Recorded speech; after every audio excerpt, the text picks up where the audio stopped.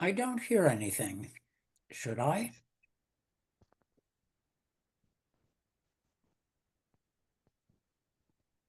I see you. I don't hear anybody.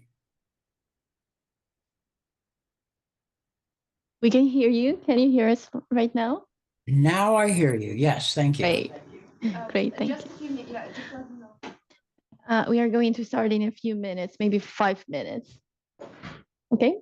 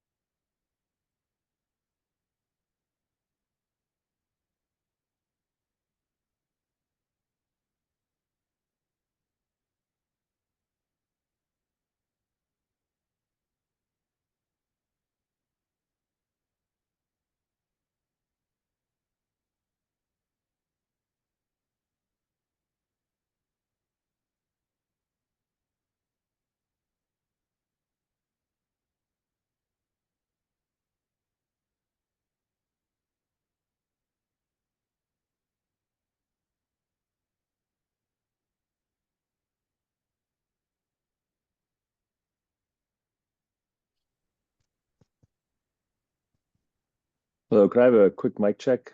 Can you hear me? Yes, we can hear you. Great, thank you so much. Thank you.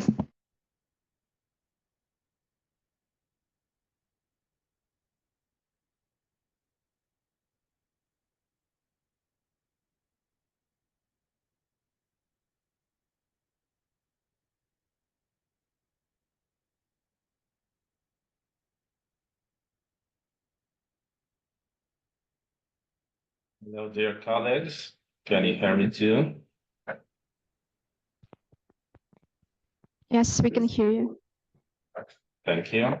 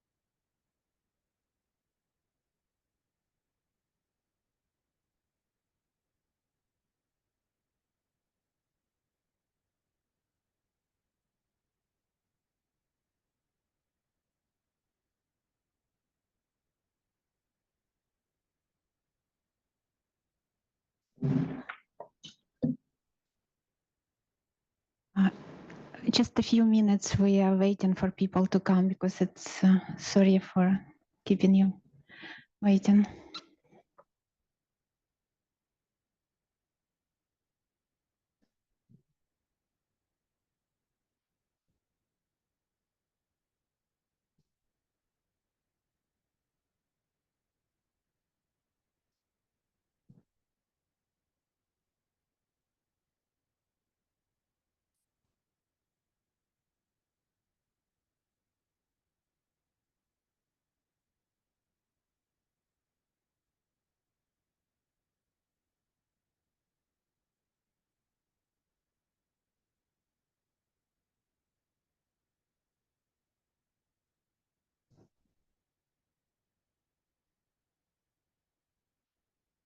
Okay, I think that we can start now.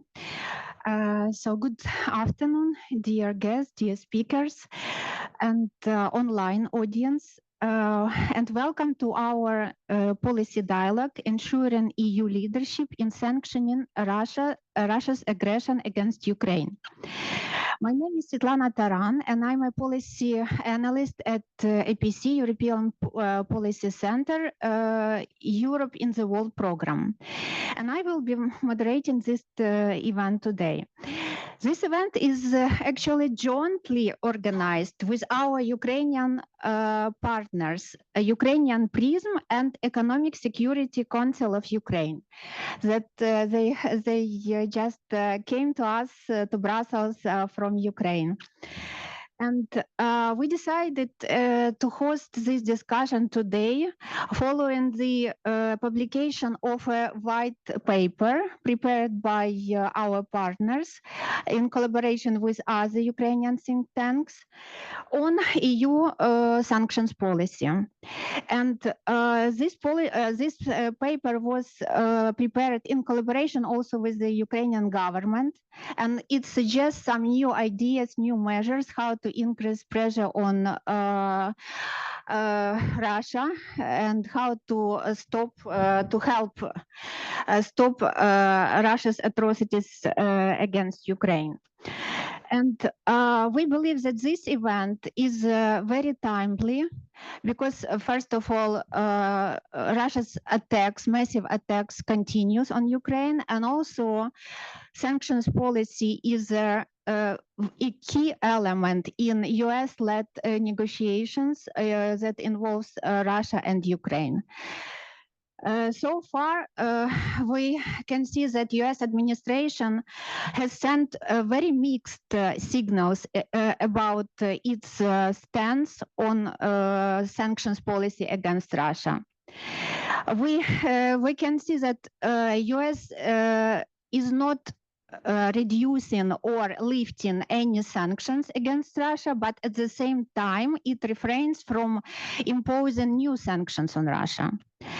And there are also concerns about possible reduced enforcement and anti-circumvention efforts by US side.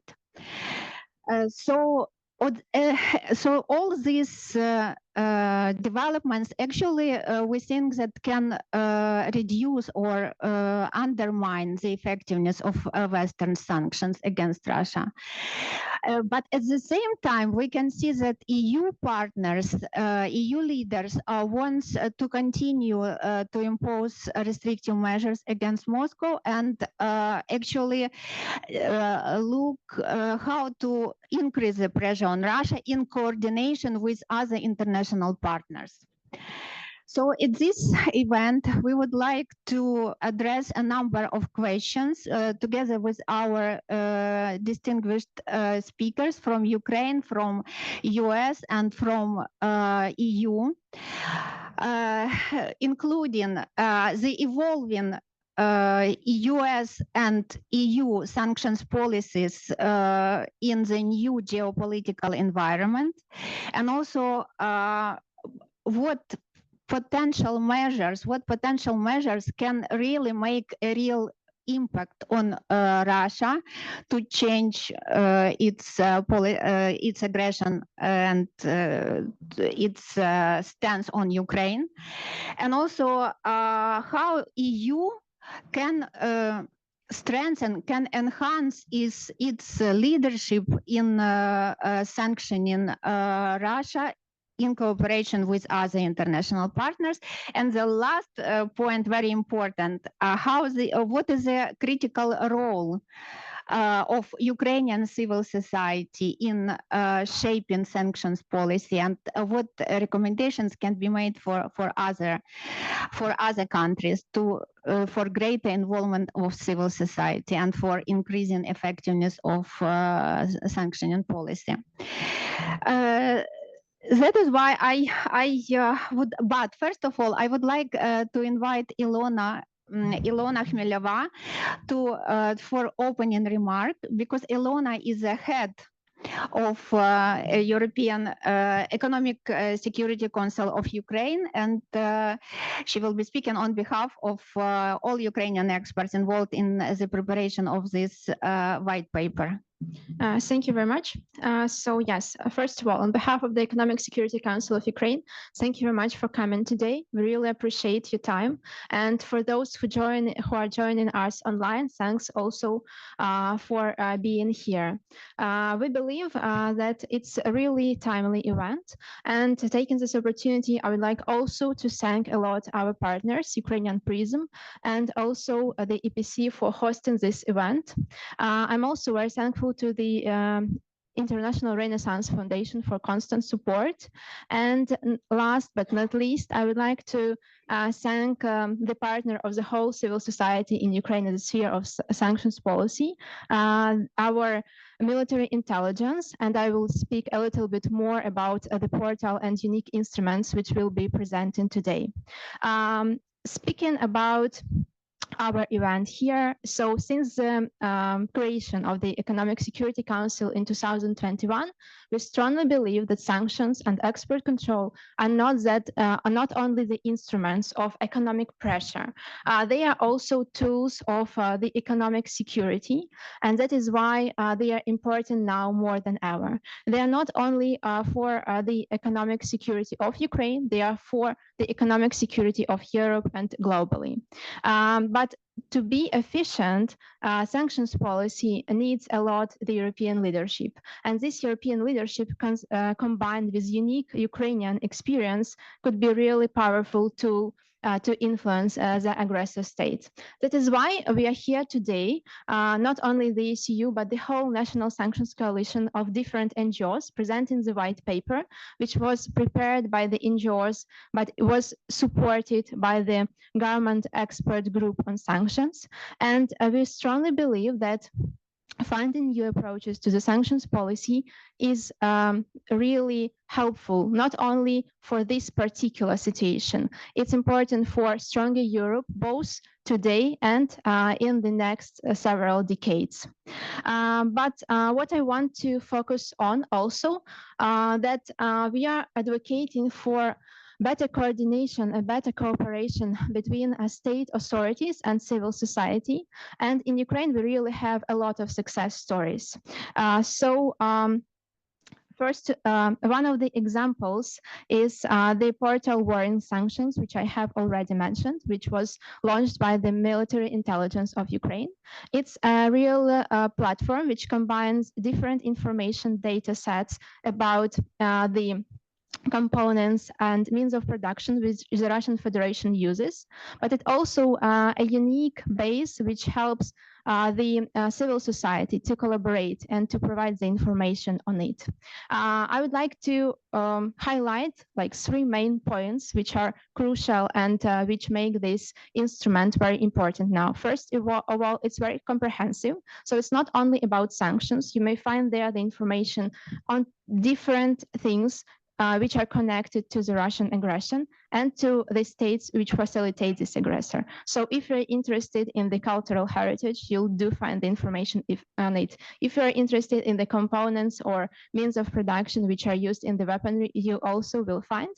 And you from your side can also collaborate and provide the information. And combining the efforts, we may actually really change the situation. The second one is inclusiveness of the platform, because a lot of different organizations, institutions actually are empowered now by this platform to participate in this process, and you may influence the real decision-making stuff. And last but not least, its global character and also its impactfulness, because we understand that the War and Sanctions portal is actively used by global compliance leaders. And we have a lot of examples when some banks, some governments do use it in daily life to check something. So it's not only the combination of information, it's also a tool of influence.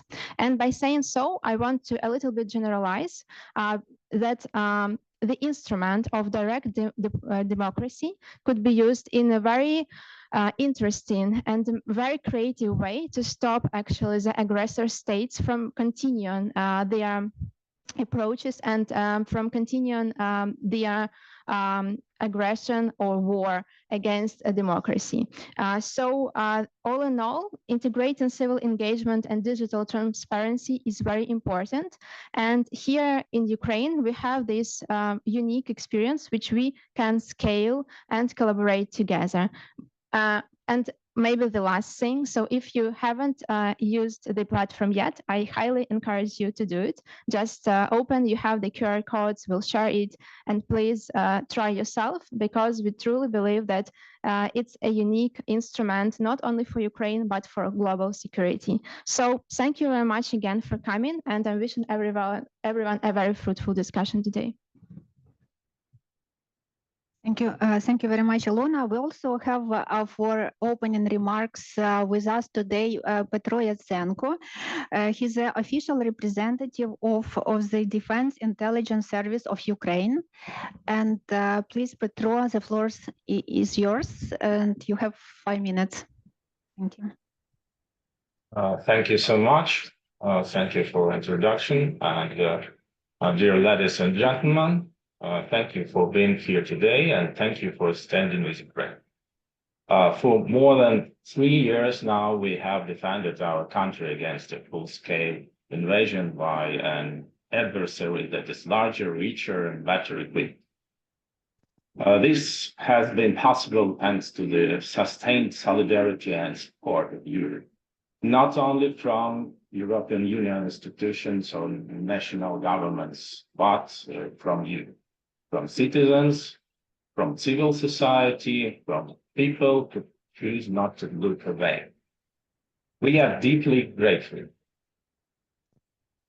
One thing has become evident today. Modern war is not fought on the battlefield alone. It's fought in sanctions that stop missiles before they launch.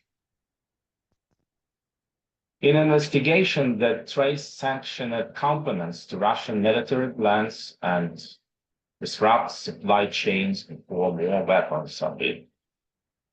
In public pressure that forces action from those in power, driving the adoption of new and more effective mechanisms to counter aggressive states. We see this clearly in the War and Sanction portal, a unique open platform operated by Ukraine's defense intelligence. For the first time, a national military intelligence service is sharing data publicly and transparently, so that anyone, anywhere in the world can help counter aggression. The portal maps the electronic infrastructure behind the war.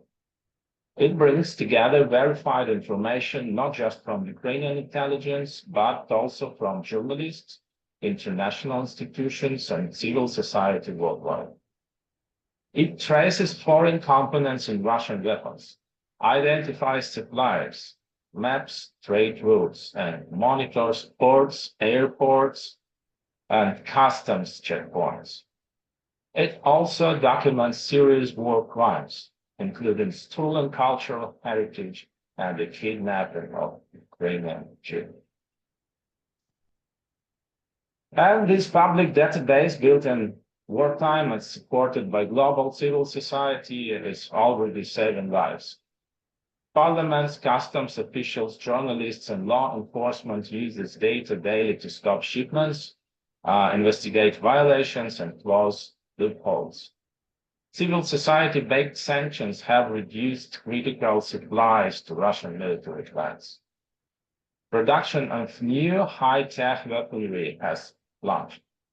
So fewer advanced systems reach Ukraine, and weapons that never roll off the line never hit their mark. Remarkably, fast successes crippling Russia's offensive power and bolstering Ukraine's defenses were achieved without a single shot being fired. But as the defense intelligence of Ukraine, we must acknowledge a hard truth. Today, Russia is adapting faster than the world is responding. For every new sanction, it finds a new deterrent. For every loophole it closes, another opens. The Kremlin's war economy has not collapsed. It has been taken. And as it adapts, its missiles keep striking civilian homes just like those on your own street. Because Ukrainians are in fact your neighbors through shared history, culture, art, and an aspiration to join the European Union and NATO, aspirations enshrined even in our constitution. But most importantly, we are united by the democratic values which we need to defend every single day against the world's biggest aggressor. And while Ukraine held the shield at the front, Europe must act, especially when the missiles are falling more often to the east of Brussels, but too many decisions have been taken even more slowly in the West. So today, united Europe must use the greatest power in the world, a power no aggressor will ever possess, millions of democratic voices. Voices that can act, that can expose, that can demand. This is what civil society is already doing. So we see the results through the war and sanctions point. But if we react even faster, if we close the gaps even more fully, if we coordinate better and implement stricter enforcement tools, then we wouldn't just defend Ukraine. We will build lasting and reliable security across all of Europe and confront aggressors anywhere in the world, not just for today, but for every generation that follows. Thank you very much for your attention. Thank you very much, dear Petro, for your insight. It's very encouraging for us to work on this issue even more passionately, I would say. And now I would like to open our panel discussion, and let me introduce our prominent speakers today. So from the Ukrainian side, we have two speakers. First of all, Denise Hutyk, who is Executive Director of the Economic Security Council of Ukraine. And also Tetiana Khutor, head of the Institute of Legislative Ideas. It's a name of NGO, yes? Okay, and EU position will be presented in our discussion by Tomas Sindelar. He's Deputy Head of Sanctions Division at European External Action Service. And we also have two online speakers from the US, and they will be presenting US sanctions policy. So we have with us Jim Mullinax, State Department Fellow at Wilson Center, Senior Foreign Service Officer, US Department of State. And also we have Daniel Fried, Weiser Family Distinguished Fellow at Atlantic Council. Thank you very much for being with us today. So I would like to start my questions to our Ukrainian colleagues. To you, dear Denise. In your white paper, You did a very robust analysis of current EU sanctions policy, and you also did some recommendations. I would like to ask first of all about the some challenges and loopholes that you detected during your analysis, and your recommendations how to address these challenges, maybe new ideas for sanctions that could have real impact on Russian aggression. Yeah, sure. Thank you for the introduction. Thank you everyone for being here today. Upon the loopholes, maybe I would like to add a couple of words about our white paper, because as far as we can see from our discussions, even here in Brussels today, the loopholes and the solutions to close them are well known to any stakeholder in the EU, policymakers and enforcement agencies in the US. So the list that you can find in our report, it is quite well known. Oil and gas, exports of metallurgy, exports of nuclear technologies by the Russian Federation, Russian usage of third jurisdictions, and its cooperation with China for continued access to dual-use goods for military production, the insufficient scale of sanctions on individual sanctions on Russian military industry, which hinders the enforcement within the EU. So all those loopholes, we know them, but the main message of our report was to just remind ourselves, even in Ukraine, even to Ukrainian NGOs in this times of uncertainty with the negotiations ongoing, what are the goals of the sanction regime against the Russian Federation or any sanctions regime? And we also, during our discussions here in Brussels, we heard every time two main goals. The first one is to curtail Russian military industry, and the second one to cut Russian revenues from its exports, mainly energy exports.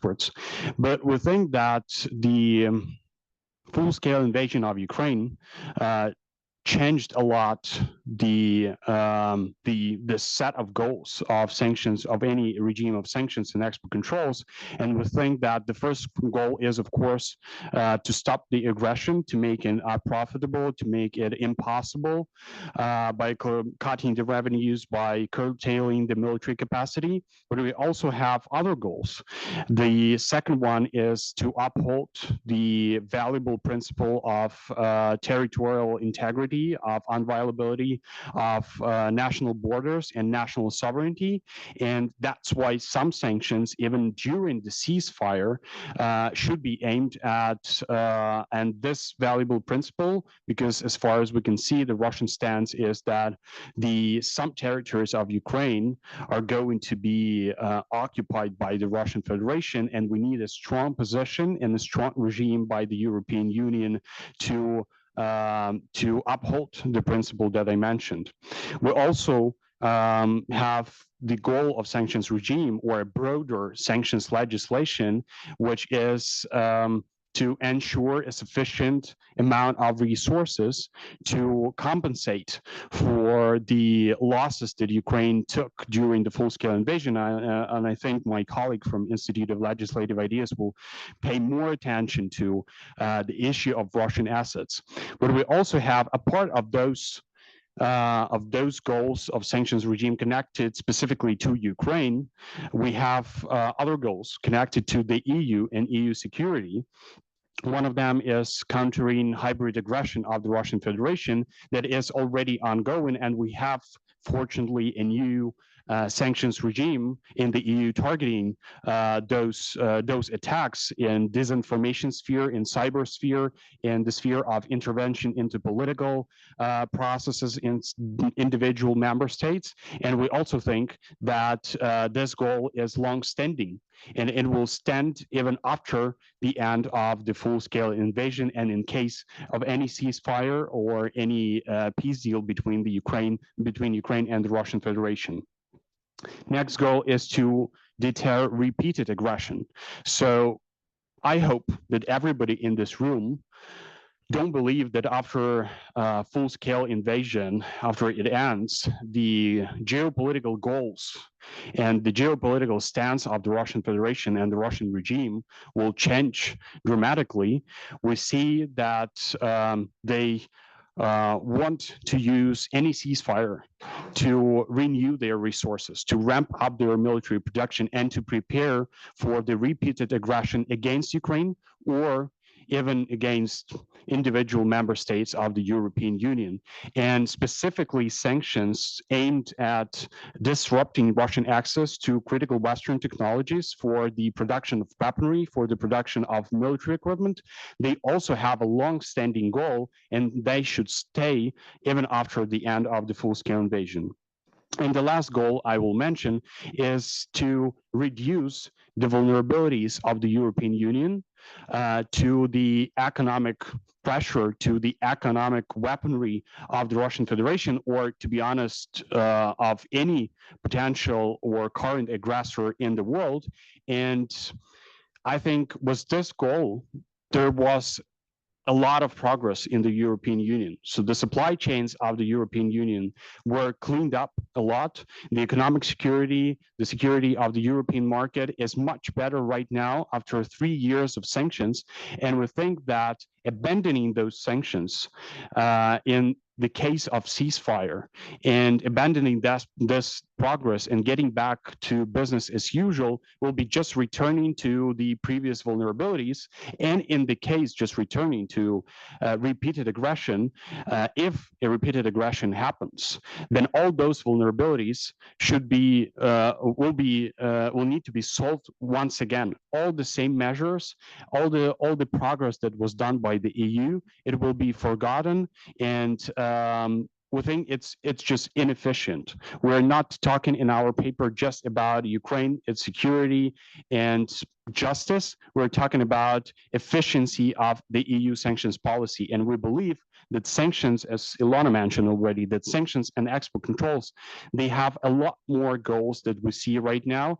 And the EU need a strategic approach to its sanctions policy and to its economic security. And we know for sure that in the US and in the EU, in academia, in the expert community, there is ongoing discussion that the ramping up of military production in the EU or in the US and securing the domestic production, there should be a parallel process of cleaning up the supply chains and of deterring and of avoiding the Western components, Western technologies, IP investments from facilitating the ramping up of the military industry and military capacity in general of any aggressor in the world. So that's, I think, the main message of our report. Unfortunately, it's in the end of the report, but when you see the paper version or digital version, I sincerely ask you to pay specific attention to this very part of the report, to this specific set of goals. Thank you very much. Thank you very much, Denis. But thank you for this more longer term perspective of EU sanctions policy. But talking about shorter term goals and shorter term measures, what do you suggest? What, for example, what are your suggestions for your maybe Ukrainian government, European Commission? What should be implemented now?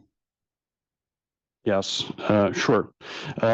So as I mentioned, the loopholes are well known. The first one is cutting revenues. So the first important sector is oil and gas.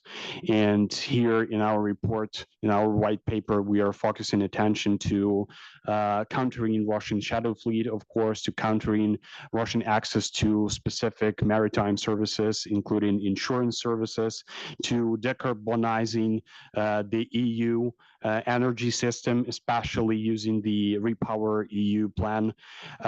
We also paying attention to other kinds of Russian exports, specifically in metallurgy sector. We know that Russian metallurgy sector is the second in Russian industry in terms of profits that are brought to the federal and war budget of the Russian Federation. And we know for sure that Russia is still exporting some kinds of metallurgical products to the EU, specifically the slabs.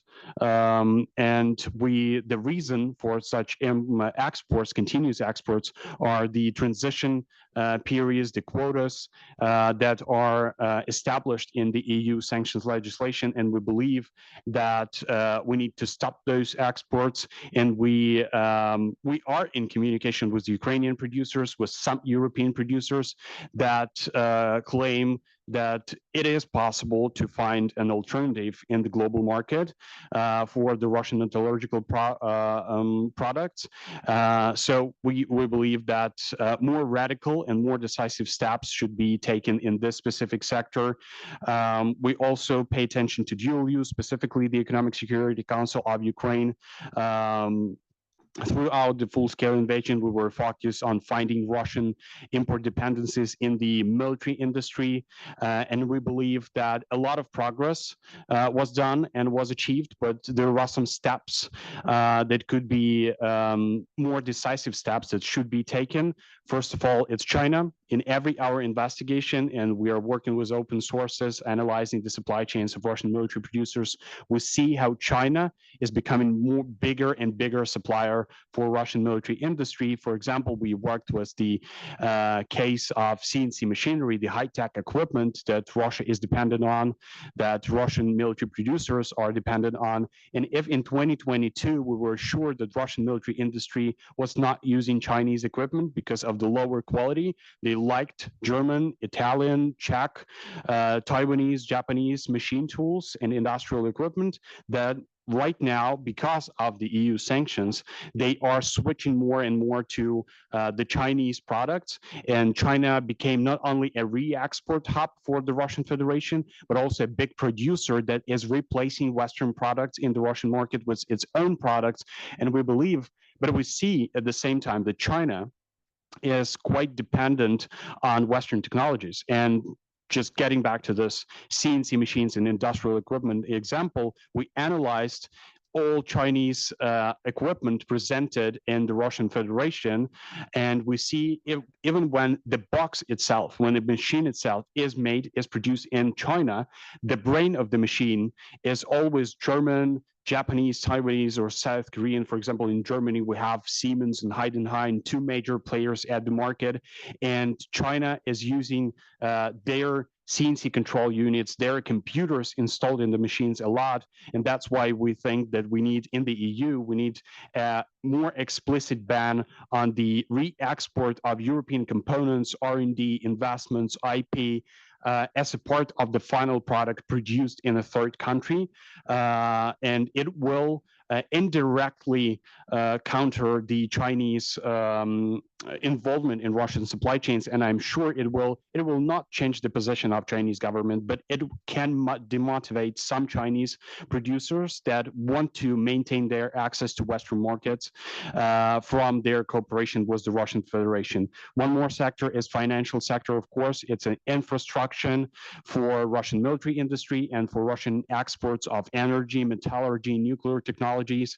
So here, the EU fortunately has a great legal framework established in the 14th sanctions package, allowing the EU to prohibit any EU entity from cooperating with any financial institution in the world that is supporting transactions connected to transfer of critical technologies to the Russian Federation. But we think that the usage of this legal framework should be intensified, and to be honest, it should be used. The blacklist of such financial institutions, specifically with the focus on China, should be filled up. So there are a lot of loopholes, and we have detailed recommendations, but we cannot cover all of them today, that's for sure. We are ready to interact with everybody interested in. Ilona mentioned that we have a coalition of NGOs in Ukraine that can share information that they are producing every day. We're not stopping. But the main message is that we need this EU leadership in this time, and we need the EU leadership with the focus on long-standing strategic goals with sanctions regime and export controls regime. Thank you very much, and thank you very much for emphasizing that there is still potential to increase pressure on Russia after the multiple sanctions packages. And also, thank you for mentioning about EU leadership. And you are advocating in your paper for greater EU leadership. What is your how it can be implemented? What is your recommendations for this? It should be just embraced and acknowledged. That's the first step. We're not abandoning the importance of international cooperation, and in our white paper we are emphasizing that the unique feature of the sanctions regime against the Russian Federation is the unprecedented level of international cooperation and coordination among different members of an informal sanctions coalition. But at the same time, we believe and I think we're proving that with the facts that the EU has a great a great trade role in the world. The number of connections of the EU was the third countries, the countries in the Gulf, the countries in the Central Asia, was China, was Turkey, was India. All those countries are right now somehow directly or indirectly facilitating Russian efforts to maintain its military capacity. And we think that EU has great leverages, and I mentioned a couple of them, especially with China. The EU used a couple of them with Central Asia, that's for sure.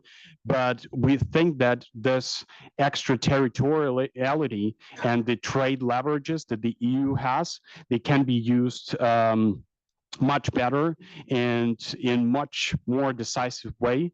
And we think this extraterritoriality, along with, of course, and we discussed that before, the public discussion, along with the addressing the internal challenges that the EU has right now was the decision-making process within the sanctions regime, was the renewal of sanctions and the decisions there, was the different quality and different intensity of enforcement in different members of the European Union. So extraterritoriality, embracing the leadership, acknowledging it, acknowledging the own role of the EU in the world and in the global market, along with addressing the internal challenges and thinking about strategic goals. We think that's the way for the future of the EU sanctions policy. And it could sound a bit philosophical and was longer perspective, but we think that those things are about efficiency and about European security, and that can be obvious, but we need this focus right now from the European Union and the individual member states. Thank you very much for your insights, dear Denise. I think that our EU and US colleagues would maybe provide their feedback on your recommendations. And also I wish you that policymakers here in Brussels and in Washington would be responsive to your recommendations. Thank you very much. And also I would like to turn to Tetiana.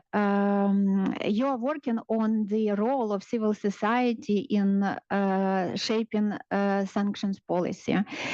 So we know that Ukrainians and Ukraine is very creative and in using some innovative solutions, approaches to survive and to sustain this Russian aggression. And one of them is the power of collective action. When Ukrainian civil society is actively collaborating with the government, with the state institutions, and provides government with its expertise, with investigations, data, and some creative ideas how to increase the effectiveness of different policy areas, including sanctions policy. So my question to you, how enhanced cooperation between Ukrainian civil society and the government actually helps to increase this effectiveness of sanctions policy, and how it helps to promote sanctions compliance and efficient export controls. Based on your experience, what are the tools of greater involvement of civil society into public policy, into sanctions policy, are the most effective? What is still lacking, and what can be done to increase this cooperation? Thank you for this great question. To be honest, it's easy to be creative when there is a war in your country. The day before, I spent the night in the parking, so I had to sleep in the parking. So just like it facilitates your imagination and creativity in the sanction policy. So. Institute of Legislative Ideas, you see ideas. It's a legal think tank. For the last 10 years, we work with the parliament in a close cooperation with the government. We work on the legislation. So primarily our focus was anti-corruption policy many years before, but 5 years ago, we started to work on asset recovery and management of assets, criminal assets, and starting from the full-scale evasion, we deeply went to the sanction policy. Why? Because Ukrainian sanction policy was very interconnected with the anti-corruption instruments that we have, legal instruments that we have. Talking about sanctions, and today I'm empowered to talk about the cooperation of civil society and government. I'll talk less about assets and Russian assets, but you can find that in the policy paper in our like this paper, other research of Ukrainian civil society organization, legal think tanks who work on that.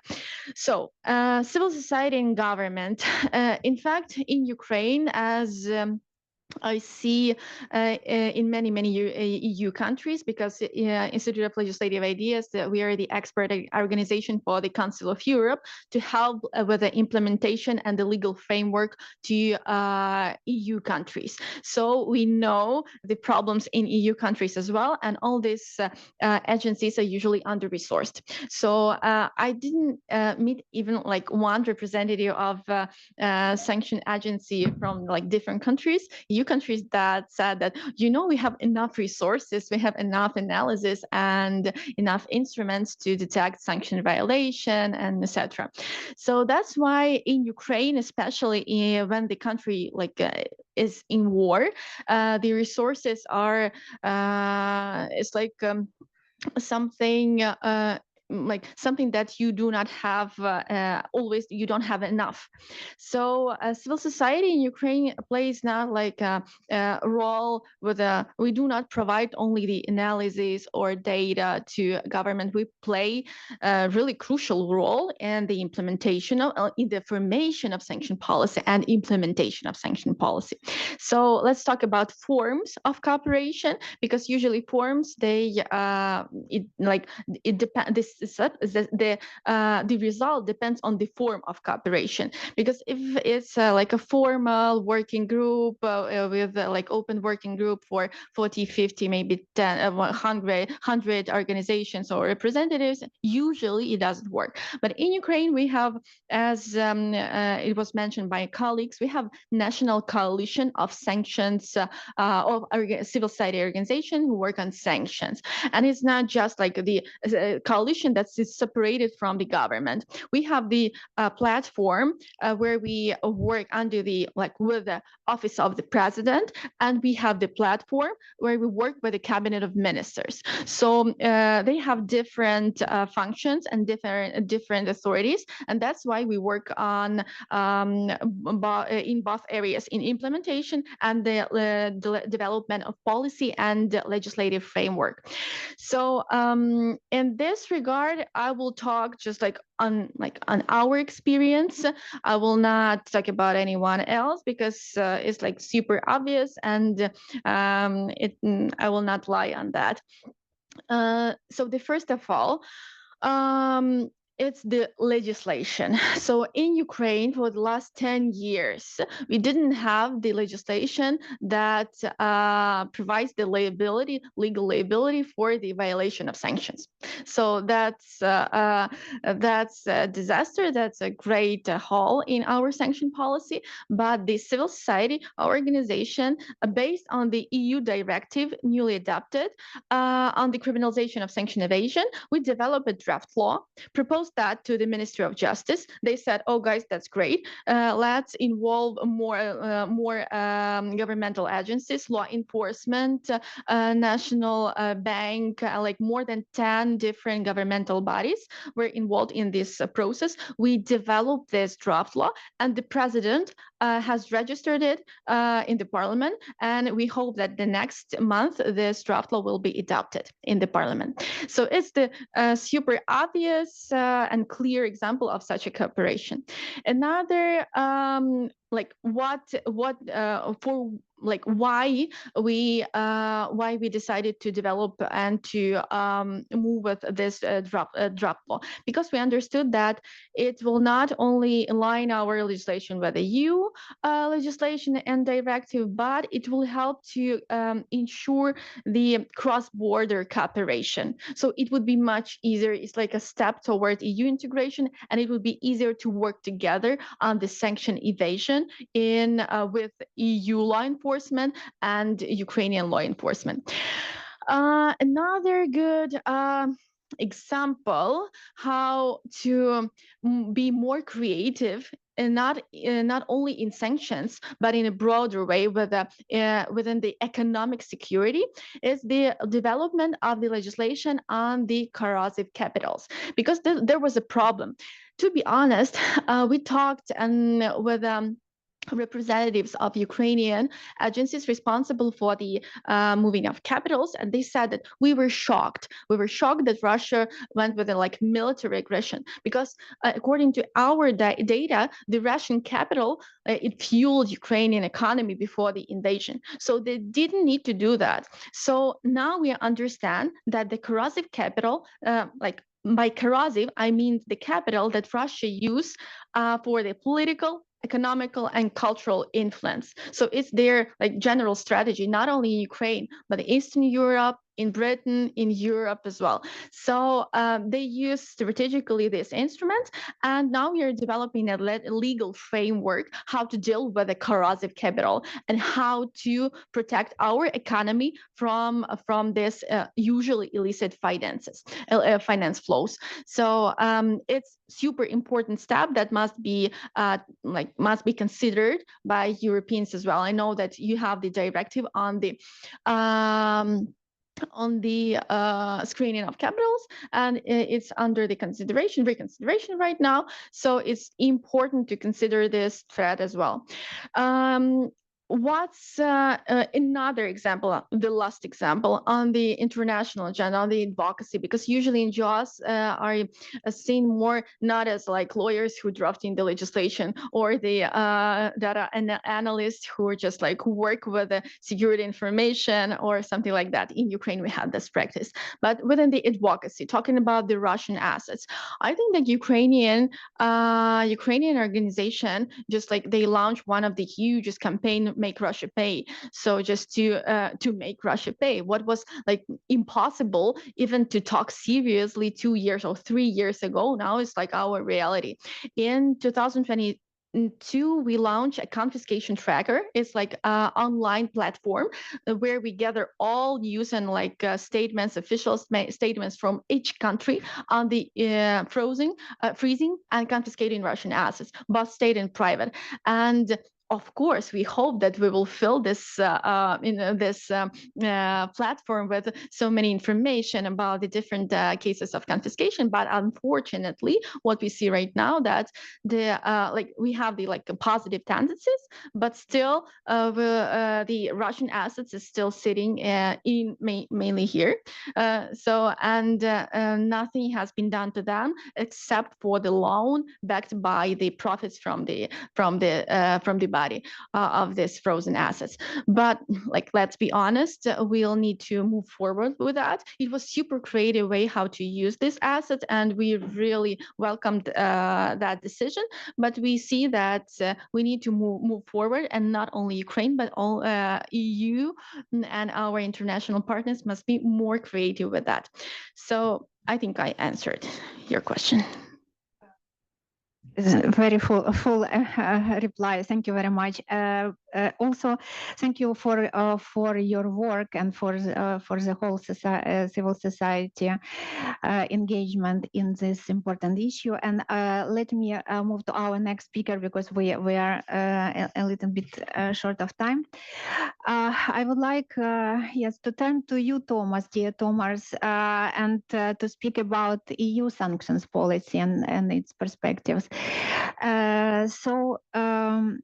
You heard already some recommendations from our Ukrainian colleagues for EU sanctions policy. How do you, what do you think of it? And you know that that EU continues to impose restrictions on Russia and considers new package already 18th package. So would you please tell us what measures would can be included in this new package and was included in 17th package, and EU leaders call for stronger message that could have a real impact. So why do you think that this new measures would have this real impact on Russia? Thank you. Thank you very much, Svitlana. Thank you, colleagues, for the invitation. Thank you for your time this afternoon. I could be super brief and just say that actually Denis used my speaking points, so I can just basically confirm 90% of his both analysis and recommendations. But I presume you expect a bit more than that from me.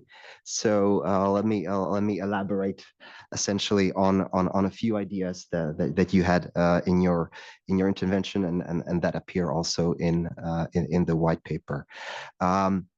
In terms of where we are coming from, Denis, you mentioned that it's important that the EU has a strategic approach to sanctions, be it in the short term in terms of kind of the immediate priorities, be it in the long term in terms of looking beyond any immediate ceasefire, post-conflict resolution, etc., but to think about effectively European security and how sanctions fit into all of this. And I think this is indeed the perspective that we are taking when looking at sanctions. You also mentioned that there are several objectives that we are pursuing through sanctions, not just one. And in fact, this has been a case since the start of the full-scale invasion, and those perspectives and those objectives also evolve, not least, and here I would really want to sincerely thank you, colleagues, because it's also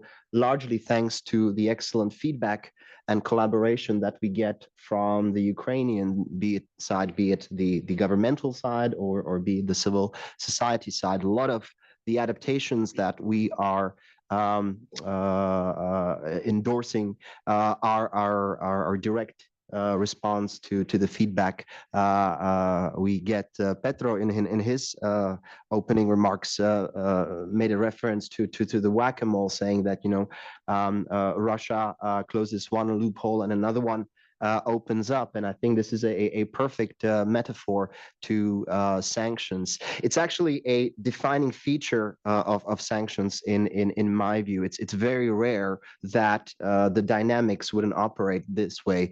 But given the size of Russia, its vast resources of all sorts, and the high stakes on all sides, this dynamics is simply many times more prominent in the case of this war than perhaps in some other occasions where sanctions would be applied. So I think we just have to accept that this is the modus operandi in which we have been for the past 3 years, and in which we will most likely remain in the foreseeable future. It speaks, I think, simply to our readiness to be very serious about using the tool, precisely as many of you mentioned, because we see that it is, I think Svitlana, you also mentioned, a key component of the overall strategy that we can bring to the table. And one more important element, and then I'll move to the specific sectors and specific recommendations, is that also in the case of the EU, adaptation is actually always embedded with the new measures. So when you hear that the EU adopted the 16th, the 17th, very soon 18th, hopefully, package, it's of course the new things which make the headlines, but it's actually the adaptations, the closing of the loopholes and so on, which make much of the content, much of the substance. And those of you who are then expected to transpose our measures will testify that that is the case. So effectively, the effort that we're investing in is both to add more pressure, but also to make sure that we indeed hit the next mold that pops up. A good illustration, and this takes me to what was actually agreed as in the most recent case, was that precisely towards the end of last year, I think our analysis confirmed that indeed going after the key sources of revenue and the Russian military-industrial complex and its supply chains is the priority of the day. Not that it would have not been priority from the outset. It's simply a question of, as the war progresses, which of the objectives need to get higher priority than others. Because, for instance, when we take sanctions, of course, it's not just revenues, it's not just military complex. There are multiple other policy objectives we're seeking, like accountability for war crimes. Colleagues mentioned abducted children, etc. Those are all developments to which we also respond by taking sanctions. But indeed, in terms of the war effort, the immediate impact on that, it is those two areas currently. So the revenues to finance, to fuel the war, and the technology, the potential of the industry to provide the hardware for those revenues that we are focusing in. The adaptations that we did all recently in February, so that was the 16th package, was, for instance, to think more holistically about the shadow fleet. Shadow fleet already made headlines, last week, but it actually is a phenomenon that we have been targeting for more than a year. And of course, we started looking at the vessels, but the latest analysis is that there's actually what we call a whole ecosystem of operators around shadow fleet. That's insurance companies, fleet operators, service providers, etc. And those, of course, if are also hit by sanctions significantly, then you can cause disruptions into the shadow fleet, whilst, of course, still continuing to go after the vessels. So the 17th package was precisely the first one where we took this holistic approach. We more than doubled the amount of vessels, but we, for the first time, actually went also around this ecosystem, not only in Russia, but more importantly also, and that brings me to another point, third countries. So you will see operators in numerous third countries which are supporting, which are kind of the backbone of the shadow fleet, which are also hit, precisely because we think this has an impact on the military industrial sector, the second big priority. There are numerous ways through which EU sanctions can disrupt the procurement channels. You heard the financial backbone, the third country banks. It's of course going after the Russian producers or traders themselves. But there are many more creative ways through which we go about it. So it's the export controls on specific items. It's export controls vis-a-vis specific jurisdictions. It's export controls vis-a-vis specific third country companies. It's outreach which accompanies all these hard sanctions. So it's really a spectrum of tools that we are applying. Certainly, if you compare how sanctions were used, 15, 20 years ago, the creativity, to borrow Tetiana's expression, I think is also very much present in our work on sanctions today. So to cut it a bit shorter, maybe I'll just say that you've heard what the Ukrainian side would see as immediate priorities for the next set of sanctions. I can confirm this is exactly the areas in which we're looking at. So more on revenues, more on shadow fleet, its ecosystem, more on military industry, third country suppliers, etc.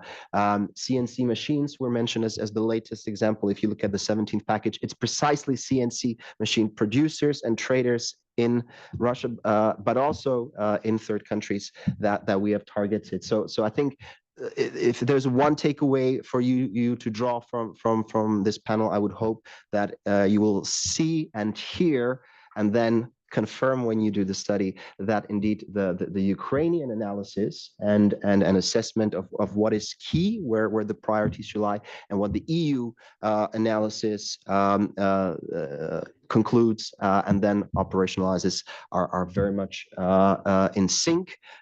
Perhaps it's not always at the speed and the depth and the volume that of course relates to a number of limitations that I'm also happy to discuss with you this afternoon.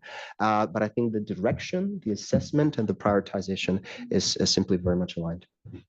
Thank you very much especially for your appreciation of Ukrainian contribution to EU sanctions policy.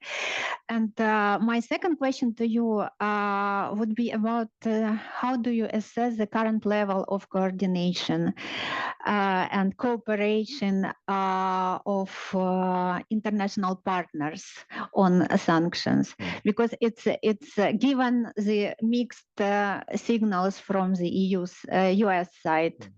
And we know that some sanctions do require the involvement of the EU, for example, like lowering, reducing oil price cap, or, for example, anti-circumvention sanctions. It is the US role is essential for the effectiveness of these sanctions. So how in case of the lower involvement of US, how the EU would contribute, would increase its role in getting this done? Absolutely. Now, I think when we're all going to look back at this war and how sanctions were used as a tool in its context, I think one of the defining observations will be the really unprecedented level of collaboration between those of us in the Western world or in Far East and that we've been able to coordinate sanctions so closely. I see Jim. I've spent many hours in the same room with him. So it's just an incredible joint effort that we've seen. The panel is called EU leadership on sanctions, and I think whereas as an EU official, I always like to lead the way and have the EU lead on almost anything. When it comes to sanctions, I think it's fair to say that it's almost not as important who leads as to who follows. In the sense, the stronger the coalition and the tighter the coalition, the more important the effect of it. So the way we've operated for the past 3 years is that whoever had the best idea and the capacity to roll out certain typology of measures would do so, and others would follow, with a few exceptions where we essentially always believed it's better to go in sync and therefore spend maybe a bit more time on synchronization. So we spend a lot of time on coordination and then catching up on whoever was leading. And then there are a few elements like oil price cap where it was really about synchronization. But if to respond to your answer, again, we are happy whenever we feel like we have the opportunity to lead. To do so, there are some measures where the EU clearly has a strong leverage, if not the strongest leverage, can be trade. You know, the EU is the key trading partner for over 80 countries on the planet, be it certain services like SWIFT, which are based in the EU, be it certain other elements, such as when we're talking about assets and freezing of them, well, they're actually located here mostly in this comment. So again, I think Europe is trying particularly to focus on the elements where we have the, so to speak, comparative advantage, where we tend to lead. But again, I think it's super important that for as long as we can, we hold this impressive international coalition going forward. And I'm sure Jim and Daniel will also have a few things to say. But for the time being, we are rolling on. We are preparing the 18th package already. So, you know, as long as we see that Russia's course approach is not really changing, it's still absolutely valid from our perspective to put more pressure. Thank you very much, Thomas. Maybe you will have more questions from our audience a bit later, but now I would like to turn to our American colleagues, and I would like to start with you, dear Ambassador Fried.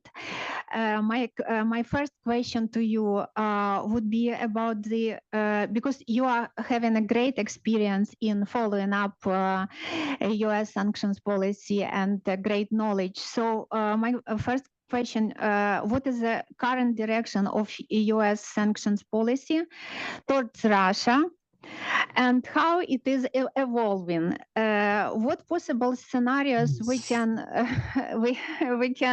anticipate? More or fewer sanctions, stronger or weaker coordination with international partners? Thank you. You have asked a difficult but fair question. It's difficult because neither I nor anybody else, probably including President Trump, has any idea whether US sanctions against Russia are going to escalate or de-escalate. President Trump has been all over the map. Yesterday, we saw him once again threaten additional sanctions against Russia if Russia didn't stop bombarding Ukraine. We have heard this before. Trump tiptoes up to new sanctions and then retreats. Meanwhile, Putin continues to ignore Trump's on and off demands for a ceasefire. So I cannot answer your question. The next level of analysis down is that the Trump administration has certainly prepared additional sanctions. I believe that the leaks to the press about 3 weeks ago, the US Department of Treasury had prepared sanctions options are accurate, and I believe these were controlled leaks, that is deliberate. It is also true, of course, that Lindsey Graham has pulled together, I think, close to 80 senators in support of his bill. Now, I welcome the bill, but the detail of the strongest sanction against Russian oil revenue is maybe impractical. That is, it calls on third countries not to buy any Russian oil if Russia is not participating in efforts to end the war. But it uses the club of a 500% tariff, Well, 500% tariffs on Chinese products coming into the US would put us right back at the trade war with China that the Trump administration is trying to crawl out of. So I don't know how practical this is, but targeting Russian oil revenue is spot on correct. My preferred alternative is to do to Russia what we did to Iran, which is to threaten third countries with sanctions against full blocking sanctions against their central bank, a very big step, if they didn't significantly reduce purchases of Iranian oil. Now, the Treasury Department back in the Obama administration hated this, and the Chinese and Indians yelled about it, but they complied. And it is a useful tool. So that would be my preferred way going forward. But the Trump administration has not really indicated what direction it's moving in. And I share the frustration I've heard from some of my Ukrainian friends, like, yeah, it's not great. And the question was very politely worded. I think you could have worded it in another way. That said, I'm most impressed by the quality of the recommendations coming from our Ukrainian friends and the EU. That is, the Economic Security Council of Ukraine has done consistently solid analysis, and the paper on CNC machine tools was a model of how to pitch a policy recommendation well grounded in facts and analysis. I agree with much of what has been said about the sanctions regime. It's going to be whack-a-mole. It's going to be imperfect. That's okay. It doesn't have to be perfect. It has to take money out of Putin's war machine. And that it is doing. That said, however, we need to do more, and the recommendations against going after the shadow fleet, going after oil revenue, going after revenue of other items, metallurgy, is precisely right. With respect to the EU, they've come a long way. Okay, from my day of negotiating the first set of coordinated sanctions after the first invasion in 2014. It's great. I notice that our EU colleague, if you listened very carefully, was beginning to tiptoe up to the dreaded secondary sanctions red line. The EU hates secondary sanctions. I used to get lectured about how bad secondary sanctions are. But privately, and I won't name names, EU sanctions officials acknowledged that it would be useful to the strength of the sanctions regime to employ secondary sanctions. Now, I've been working with the EU for a long time. I would rather not fight an issue of grand principle, but you can always count on the EU to find a very clever way of doing something without denying that they've crossed any red line. I think you know what I'm saying. Go find a way to do it. Find a formula to impose secondary sanctions, but don't say you're calling them secondary sanctions. All right, I can say these things because I'm not in government anymore. But that's it. My point is that's important. Okay? If the EU imposes sanctions on the shadow fleet but doesn't extend them with secondary sanctions, they will be less effective. And I have utter confidence in the EU's ability to get this done. So we have to back away a little bit. The Russian economy is under stress. It's not on the verge of collapse. But the Soviet economy was never quite on the verge of collapse, but the stress proved decisive. The economies are not the same, but there is a certain similar arc here that we're watching. Russia is under pressure. Putin is putting everything he can on the table right now to try to win a victory, counting on European political divisions and especially on the Trump administration to cave. If we can finally get past Trump's inconsistent and vacillating policy, back to the place we thought we were 2 weeks ago when the EU Big Four went to Kyiv and we seemed to be on the verge of additional joint transatlantic sanctions, we can put Russia on the back foot. It's not just sanctions. This has to be supplemented with policies to provide continued flows of arms to Ukraine, and for that purpose, using the immobilized Russian assets strikes me as a good idea. It's not as easy as we thought initially, but the arguments against using these assets mostly don't stand up in my view. But don't take my word for it. Read the article by Wally Adiamo, recently the Deputy Secretary of the Treasury, who finally came out in a Foreign Affairs article for using the immobilized assets to help Ukraine. Just do it.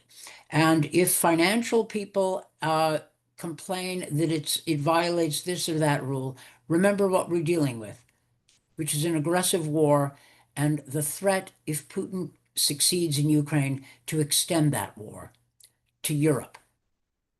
To European Union countries and NATO members. Let's not kid ourselves. This is serious business. Anyway, look, this is a great panel. Thank you for inviting me. Look forward to questions if there's any time. And it's great to see Jim Mullinax. Yes, yes. Thank you very much for your very full reply, and thank you for your support to Ukraine. And also, we do hope that US would stay on board and would have even stronger position on sanctions and against Russia. And yes, I would like to turn now to you, dear Jim.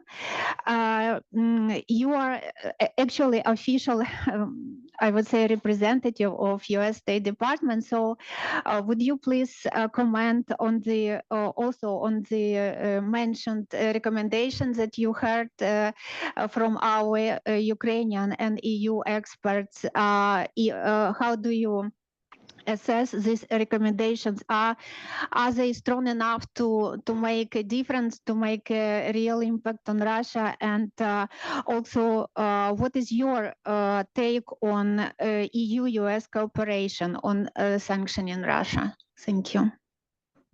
Well, first of all, thank you very much, Svitlana, for allowing me to join this really great panel.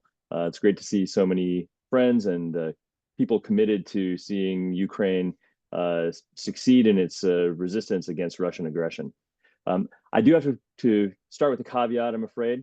While I am still affiliated with the Department of State, I'm now a diplomatic fellow at the Wilson Center. And so the comments that I'm making today are in my personal capacity. I can't necessarily claim to speak for the US government or the State Department. However, I will try my best to speak in a way that reflects my understanding of what the US policy direction is. First of all, let me just say, I really appreciate the comments that Dennis made and Tomas also. I want to associate myself basically completely with both of the things that they said, and in the interest of time, that will save me a lot of time to praising the work that the Economic Security Council of Ukraine has done on this white paper. It's really fantastic, and I think it hits all of the key high spots. In this paper, they've highlighted several challenges, both to the EU system and some suggestions on things that could be done to increase the pressure on Putin and on Russia. I'd just like to highlight a couple of things in response to this white paper. First of all, there are a number of structural challenges in the EU to developing and implementing sanctions packages. Tomas and Ambassador Freed is exactly right. There has been tremendous progress made over the past 4 years, 3+ years, to bring the members of the EU member states together to develop and implement really powerful sanctions packages in ways that I don't think anybody thought possible 3 or 4 or 5 years ago. And so the fact that we're moving now towards our 18th sanctions package from the EU is really remarkable. As difficult as this has been, unanimity makes it challenging to come out with these packages and to make them as strong as some might want.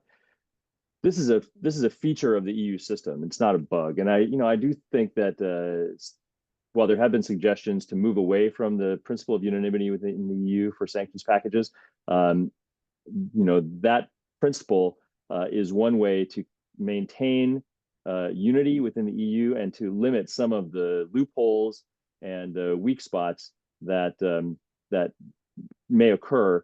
And especially if there was an act towards moving away from unanimity. So I think that's actually a really positive thing that the EU takes its time, thinks through clearly what they're trying to accomplish, how to mitigate some of the negative impacts, and then can move forward. Having said that, the U.S. is now in a transitional phase, let's say, with respect to our sanctions against Russia.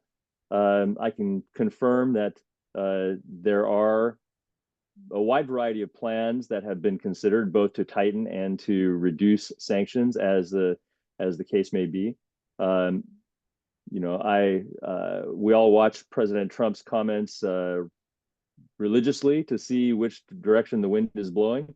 But of course, we're not in a place right now to move quickly without direction from the White House in terms of implementing sanctions.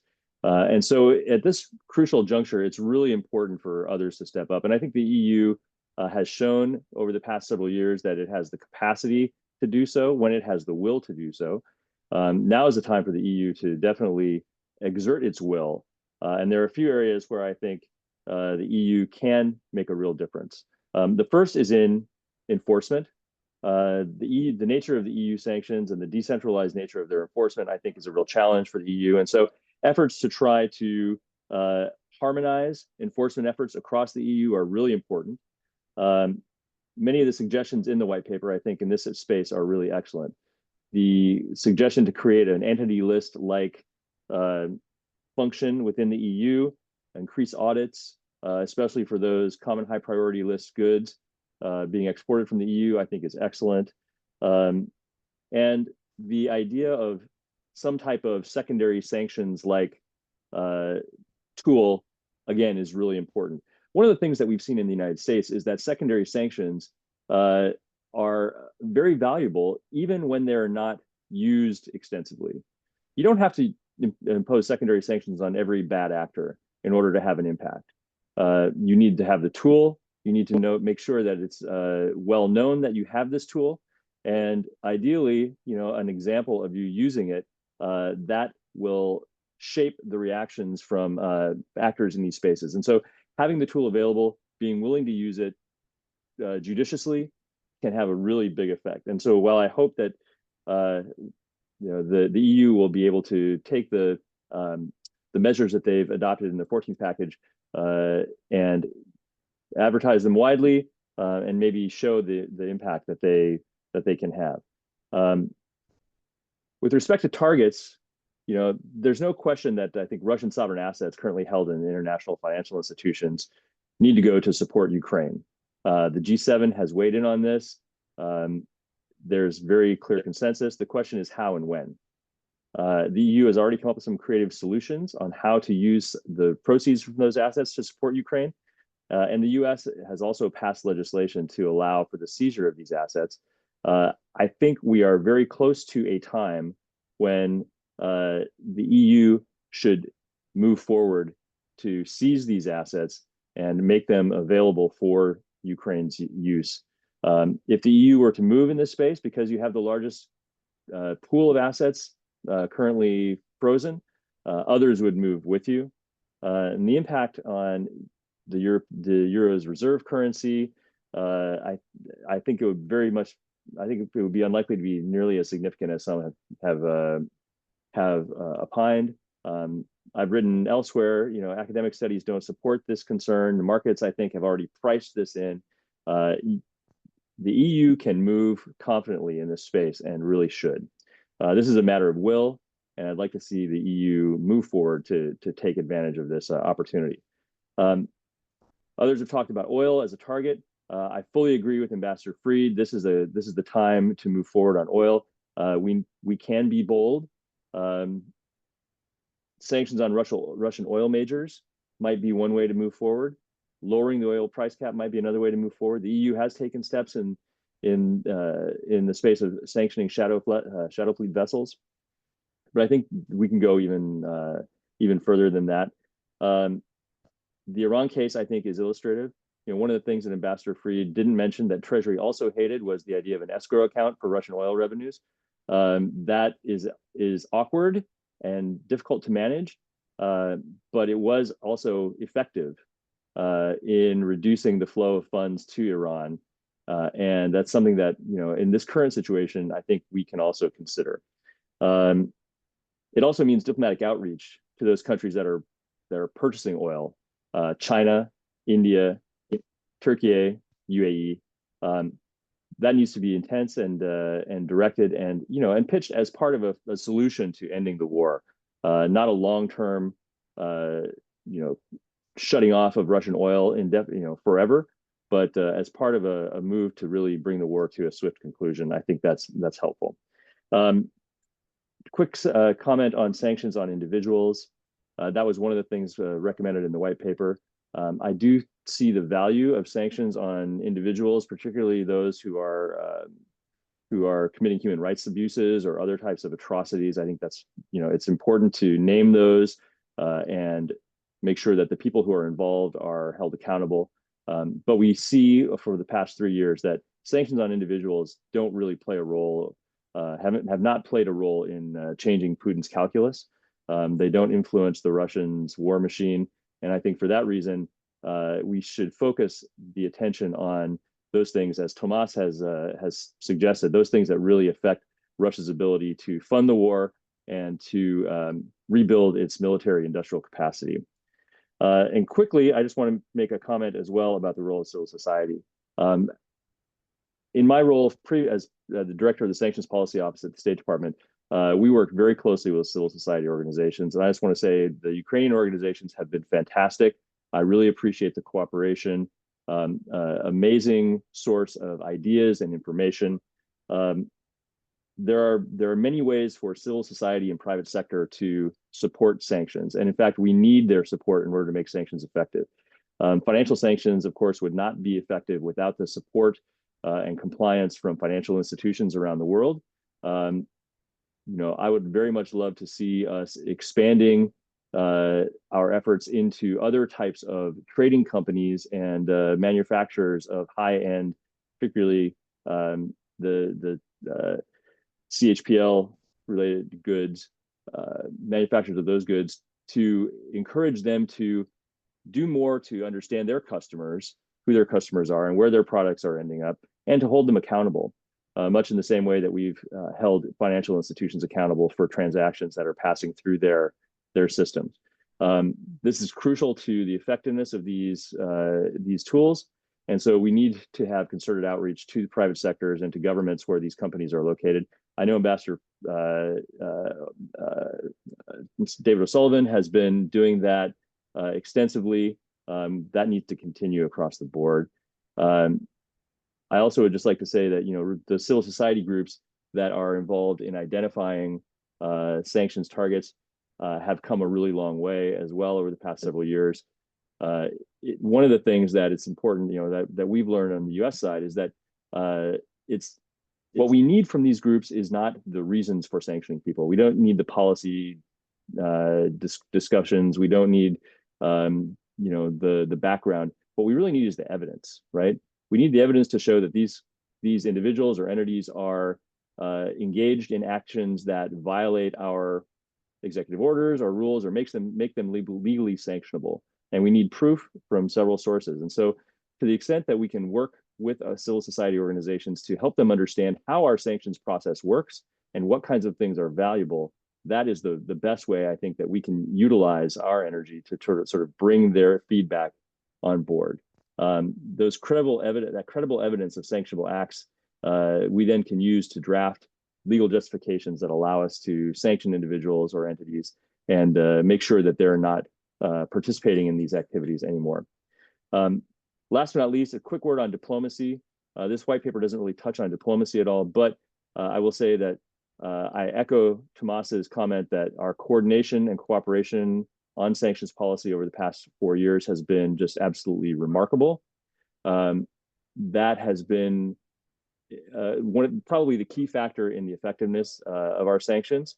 And working together with our diplomatic partners and those who are not in line with our objectives to ensure that they understand what we're trying to do, how we're trying to do it, and the impacts on their own companies and economies if they do not comply is really crucial. And then to hold those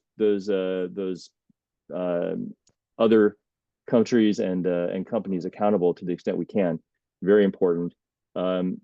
We can do all kinds of things, including training. We may need to do some diplomatic horse trading from time to time to encourage others, like the Chinese or others, to comply with our sanctions. But I think that, to Ambassador Fried's point, that's worth it. We're in a situation right now and facing a crisis and a conflict that I think makes the use of all of these tools extremely important. So I will stop there and to say thank you for the opportunity to join you today. Thank you very much. You did a great conclusion of our today's discussion. Thank you for this. And I think we covered a lot of aspects and perspectives of EU sanctions policy. And thank you for your valuable contributions. Maybe we will have one or two questions from the audience to conclude today. Thank you. Hello, my name is Almut Bronkhorst. I work for the European Commission in DG Analyst, but I represent the entire Commission in the COEST working group. So I have an overview of all the sanctions, and we do the nitty-gritty before the legal things come. So on the vessels things, we had the question, can an airport be responsible for something? Because it's not a person. So we probably ended up the use of the airport, but that's kind of what we discussed. Secondly, I would like to acknowledge the work of the colleagues in the EEAS and the sanctions team and in DG FISMA and in the legal service, because Dennis, you took all the speaking points, but you didn't mention, explicitly Tomas's service at that moment. A serious comment, what the EU also does for those countries who want to comply and who need help. Some of them are on the way to enlargement, some of them are not. In the focus Moldova, of course, we can provide assistance to help them to work on sanctions circumvention. On civil society, my question is, I hope the answer is yes. Our Russian civil society friends, I think they are also involved in evidence collection.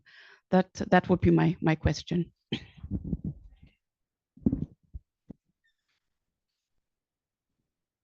Maybe I would like to pick up to this question about evidence-based approach. And I think that both our American colleagues, Daniel and Jim, mentioned that evidence is core for this cooperation.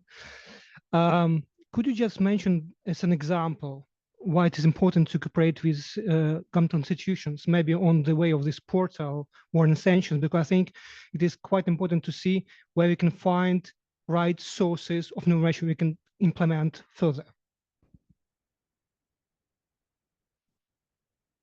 I'm sorry. Oh.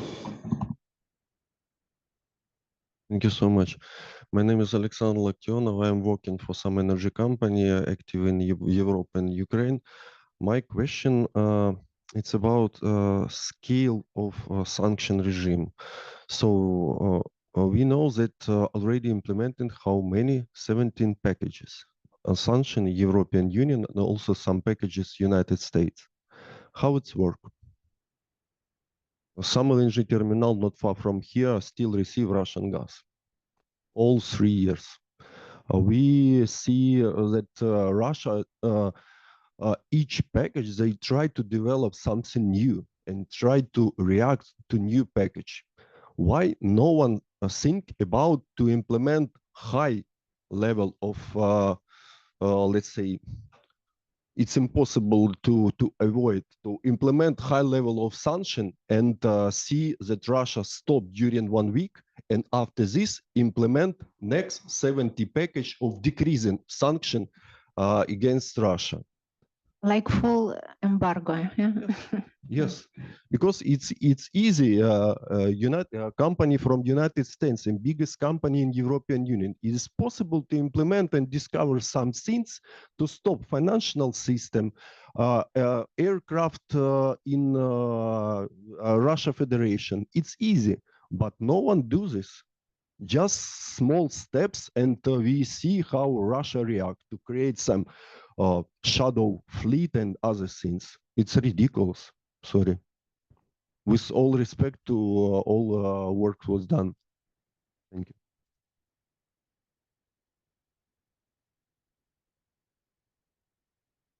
Yeah, maybe there was a question about airports. Is for The question was in civil society, civil. Russia providing evidence. The Russian society. Yeah, I'd be honest. So it's not my. Maybe EU colleagues will tell more, but I think in the beginning of the full-scale invasion, there was an idea in Ukraine that we don't need Russian sources, we don't need to use their capacity. But I think our approach is also because that's the organizations representing the aggressor, even when they are abroad and doing investigations based on open sources. But I think quite often those organizations may be really valuable in their level of access. We're not cooperating directly, but I think for the EU member states, for in the EU institution enforcement agencies, they can be really valuable sources of information. Sometimes they have people on the ground. Sometimes they have insights that Ukrainian organizations or US think tanks and investigative groups cannot obtain.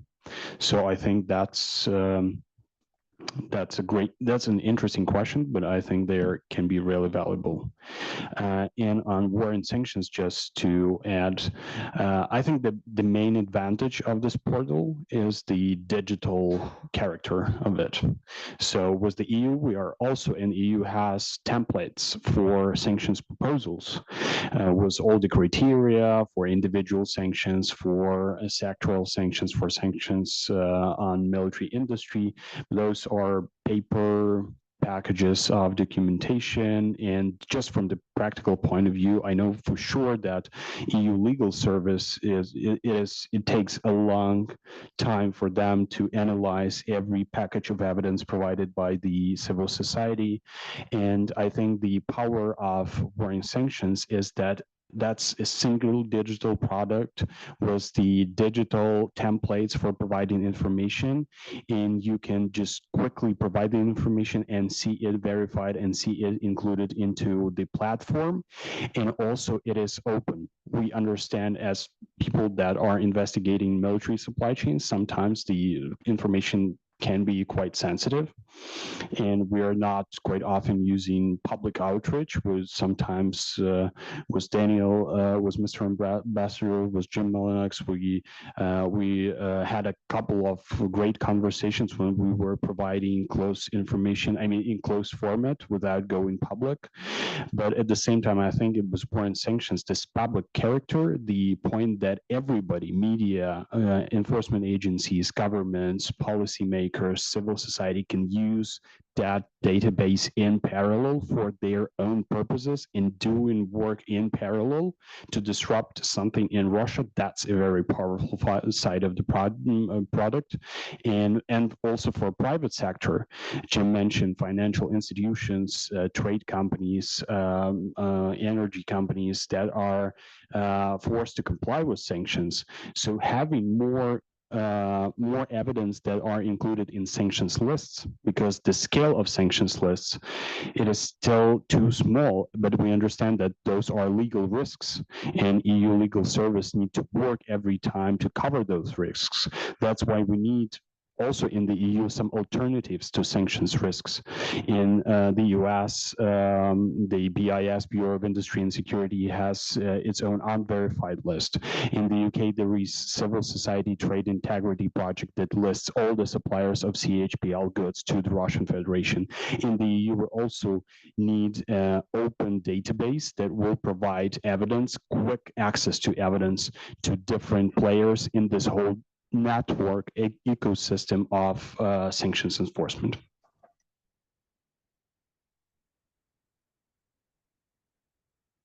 Just 2 points about war and sanctions once again. So I think that so maybe to add to the corporate compliance, which Denise has already started to talk about, I believe that this platform is crucial to combine the flexibility of the instruments and actually the rule of law principle. Because like I'm an international lawyer, I do understand that it's very important for the EU to proceed with all these legal procedures and for sanctions to be sustainable and for sanctions to be actually in line with the criteria and with high expectations of the European courts.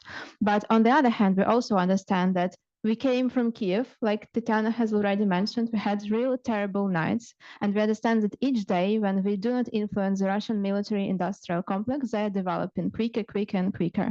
So that is why we are looking for some instruments which can be really effective already today, not tomorrow. So we are still working on next sanctions packages. We still believe in the cooperation coordinations of the sanctions coalition, but we also need to be very creative as Ukrainians to proceed with some new instruments. And actually, I also believe that modern wars are very much changing.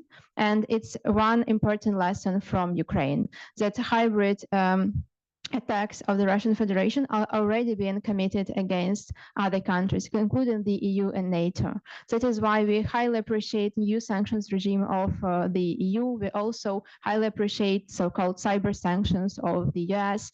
But we also think that altogether we shall find some new instruments in this more digitalized and more quick world to influence the aggressor states. And last but not least, about the portal, and maybe it could be a good lesson for all us, that what we see in all our investigations. So we mentioned a lot today that China is the elephant in the room, but there is also a high level of cooperation between Iran, Russia, China, North Korea. And we need to build all these networks in our head to have some information which will be very good presented, very well presented. And I think that War and Sanctions Portal is such an example, but we can scale such approaches and more collaborative way. Try telegraphically. First on evidence, the importance of it in the EU system is particularly prominent because, of course, EU sanctions can be challenged in front of the court in Luxembourg, and they are actually. We have dozens and dozens of ongoing cases, and what is important, and that's answer to both of your questions, is actually the credibility of the evidence. So we have different typologies of sources, but it needs to be credible. Basically, if presented in front of the judge, that we don't want to see it being discounted on the grounds of precisely dubious origin. So credibility is the highest value on evidence. Second, on why not a full trade ban, which I understand was basically the under question of or the question behind your point. The short answer is unanimity. The long answer is that basically every single EU member state has to make its own analysis before agreeing to a new package. And so you need 27 equally conclusive perspectives to adopt every package and then to renew them. When it comes to exports, we've basically done that. There's almost no exports, direct exports from the EU to Russia. When it comes to imports, there it is a bit more demanding, this exercise, because simply for some EU member states, some of those imports can be vital. And even for Ukraine, and colleagues correct me if I'm wrong, but I think that it's in Ukraine's interest that the EU is strong, that it's united, that all the measures are sustainable.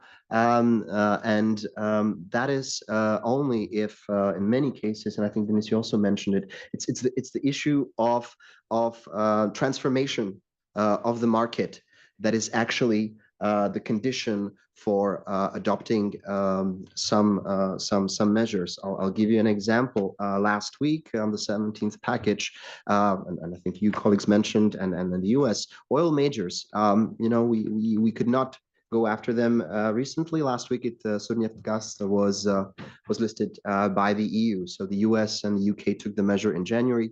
It took us a bit longer, but now we're there as well. So sometimes it's not a question of binary yes or no. Sometimes also the discussions are a bit more complex and time consuming. But indeed, the fact that for 40 plus times since the start of our sanctions in 2014, the EU has unanimously agreed to sustain them and roll them over, and for 17 times in the past 3 years agreed to put more pressure on Russia. That speaks, I think, to an immense readiness and willingness and capability of the EU to indeed walk the talk and to put more pressure on Russia. And as I said, very openly and transparently, we know it's sometimes not as far-reaching as we would hope, but it's extremely powerful, effective, and also many of the numbers of the macroeconomic data speak volumes. Thank you very much. I think we have to finish. Yes. Thank you again for your contributions. It was very interesting, and good luck in your work. Thank you. Thank you, everyone.